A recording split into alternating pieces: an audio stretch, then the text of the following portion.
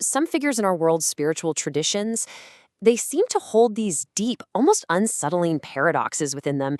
They really challenge our simple ideas of what's good and what's evil, what's creation and what's destruction.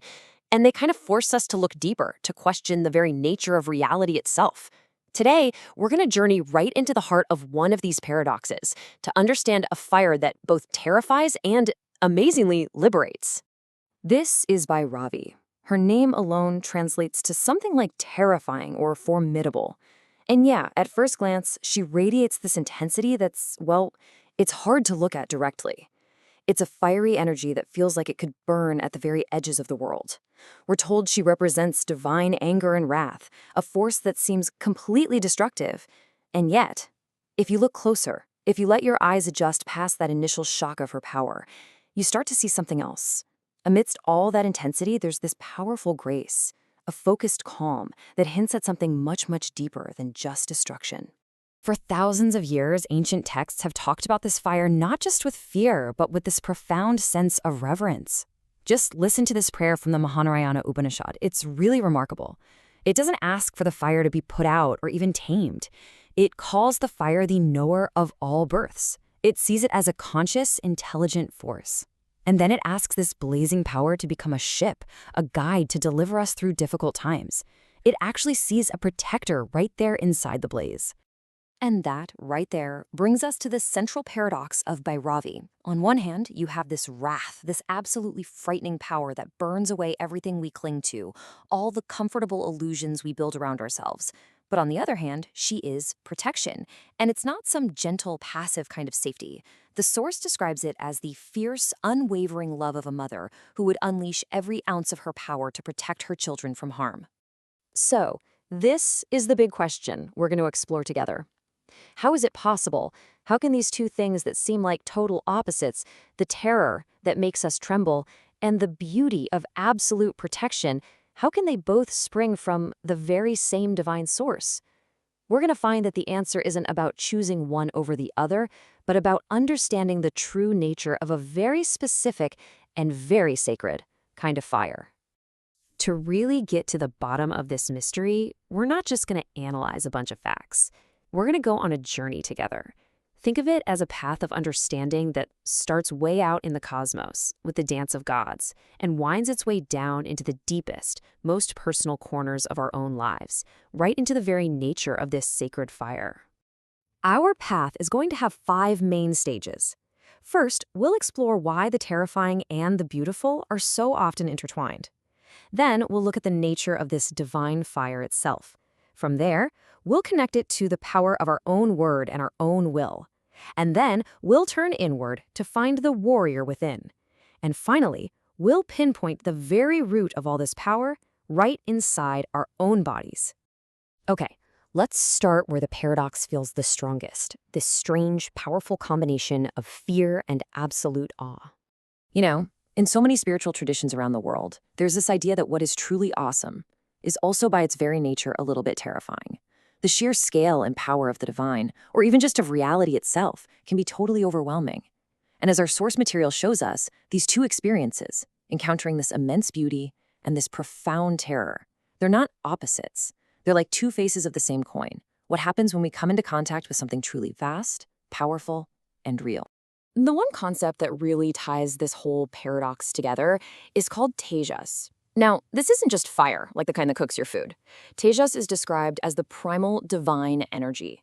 It shows up as heat, as radiance, as this sacred power. And here's the key. Its purpose isn't random destruction. It is laser-focused transformation. It's a fire that's designed to burn away not us, but the limitations, the bad habits, and the illusions that hold us back from who we truly are. So if Bhairavi is the embodiment of this transforming fire, this tejas, how does it actually show up in the world and, more importantly, within us? That brings us to our second stop on this journey. According to the texts, one of her most powerful forms is vak, the supreme power of speech. But we're not talking about everyday chit-chat here. She represents the word in its most raw, unspoken form. It's the primal energy before it gets shaped into language. Think about it like the raw, crackling energy of a lightning strike before you hear the thunder, or that immense pressure building inside a volcano just before it erupts. It's a flaming intention, a pillar of light, a sword of truth that cuts right through all the confusion before a single word is ever spoken. Now, that primal, outward expression of fire has an equally powerful counterpart on the inside, the focused, internal fire of our own will. This inner fire is called tapas. Now, this word is often translated as austerity, but that's a bit misleading. It can make it sound like punishment. A much better way to think about it is like the intense, unwavering focus of a world-class musician lost in their music, or a scientist who's on the very edge of a breakthrough. It's that heightened aspiration, that burning desire for truth or for mastery, that becomes so all-consuming that it literally just burns away all of our lesser interests and attachments. So the crucial point here is that tapas isn't about forcing yourself to do something you hate. Not at all. It's about being so deeply, profoundly absorbed in what is essential to you that everything else, all the little worries, the distractions, the non-essentials, they just fall away naturally. It's like leaves falling from a tree in autumn. And this is exactly where Bhairavi's energy becomes our greatest ally. She is the force that helps us generate this inner heat, to find that one profound interest that just eliminates the 1,000 little wandering thoughts that are always pulling us in different directions. This brings us to a really profound shift in how we're looking at all this. We've been talking about a goddess, a cosmic fire, the power of speech, but now we're going to turn the battlefield inward. And here it is. This is the real meaning behind her warrior nature. The demons she battles, the forces she destroys with all of her terrifying power, they're not out there somewhere in the world. As the source material reveals, they are the limitations, the illusions, and the attachments of our own mind. They are our self-doubt, our fear, our limiting beliefs. So let's just pause on that for a second and really let it sink in.